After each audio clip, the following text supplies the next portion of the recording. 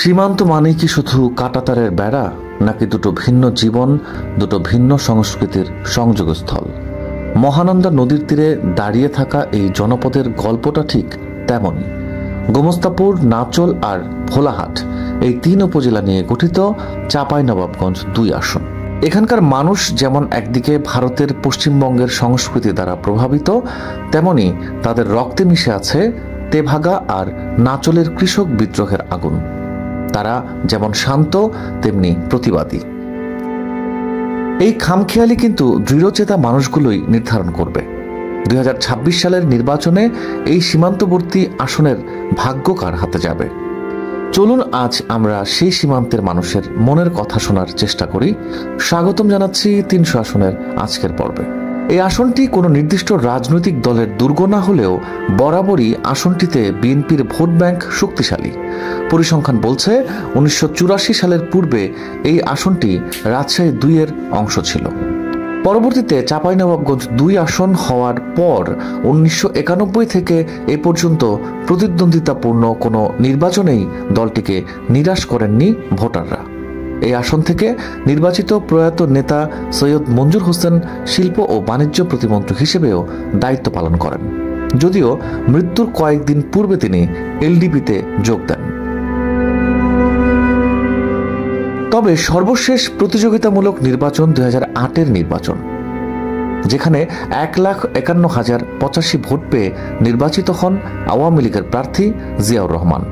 ওই নির্বাচনে বিএনপির প্রার্থী আমিনুল ইসলাম 1,21,969 ভোট পেয়ে দ্বিতীয় হন। 2018 সালের নির্বাচনে সারা দেশে বিএনপি মাত্র 7টি আসনে জয়লাভ করে। তার মধ্যে একটি আসন হল এই চাঁপাইনবাবগঞ্জ 2। জনাব আমিনুল ইসলাম তখন এই আসন থেকে জয়ী হয়েছিলেন, যদিও দলীয় সিদ্ধান্তে তিনি পদত্যাগ করেন। এই আসনটি বিএনপির ঘাঁটি হিসেবে পরিচিত হলেও এখানে জামায়াতে ইসলামীর প্রভাবও কম নয়। 1986 সালের 3য় জাতীয় সংসদ নির্বাচনে জামায়াতের প্রার্থী মিম ওবায়দুল্লাহ এখান থেকে এমপি হন।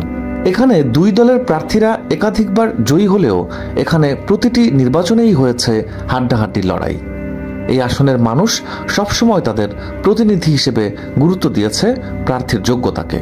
তবে জুলাই গণঅভ্যুত্থানের পর দেশের রাজনৈতিক প্রেক্ষাপট সম্পূর্ণ নতুন।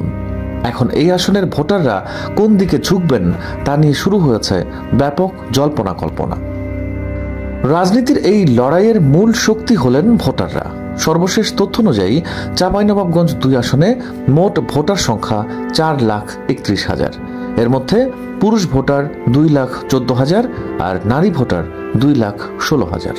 এই বিপুল সংখ্যক ভোটার, যাদের অনেকেই তরুণ, তারাই 2026 সালের নির্বাচনের ফলাফল নির্ধারণ করবেন।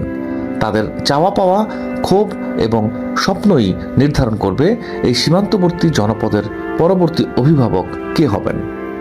নিষিদ্ধ আওয়ামী লীগ ও জাতীয় পার্টির অনুপস্থিতিতে চাঁপাইনবাবগঞ্জ 2 আসনের লড়াইটা হবে অত্যন্ত আকর্ষণীয়। বিএনপি, জামায়াত এবং স্বতন্ত্র প্রার্থীদের মধ্যেই মূল প্রতিদ্বন্দ্বিতা হওয়ার সম্ভাবনা সবচেয়ে বেশি। বিএনপির জন্য এই আসনটি ফিরে পাওয়া অত্যন্ত গুরুত্বপূর্ণ। সাবেক সংসদ সদস্য এবং দলের স্থানীয় প্রভাবশালী নেতা আমিনুল ইসলাম আবারও প্রার্থী হওয়ার দৌড়ে সবচেয়ে এগিয়ে আছেন।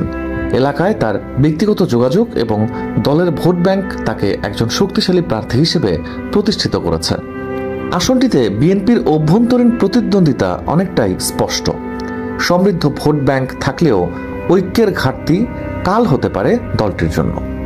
আমিনুল ইসলাম ছাড়াও আগামী নির্বাচনে বিএনপি থেকে মনোনয়ন প্রত্যাশা করছেন বিএনপি নেতা আব্দুস সালাম তুহিন, রহনপুর পৌরসভার সাবেক মেয়র বিএনপি নেতা তারিক আহমেদ, মহিলা দলের নেত্রী মাসুদা আফরোজ হক সূচি সহ আরও কয়েকজন নেতা।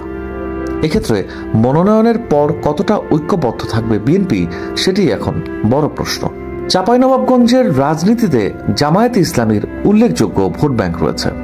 ইতোমধ্যে জামায়াত একক প্রার্থী হিসেবে ডক্টর মিজানুর রহমানের নাম ঘোষণা করেছে। মনোনয়ন পাওয়ার পর থেকেই উনি প্রতিটি উপজেলা চষে বেড়াচ্ছেন। তার সাংগঠনিক তৎপরতাও চোখে পড়ার মতো। এই আসনে বিগত দিনের তুলনায় জামায়াতে ইসলামীর ভোট ও জনপ্রিয়তা দুটোই বেড়েছে বলে তাদের কেন্দ্রীয় এবং স্থানীয় নেতারা মনে করেন।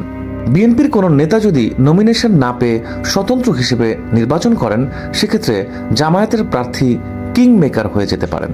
এছাড়াও গণঅভ্যুত্থানের পর গড়ে ওঠা নতুন রাজনৈতিক দলগুলো থেকেও কোনো জনপ্রিয় মুখ যদি সামনে আসে, তাহলে ভোটের দিন পুরো হিসাব নিকাশ পাল্টে যাবে নিশ্চিত।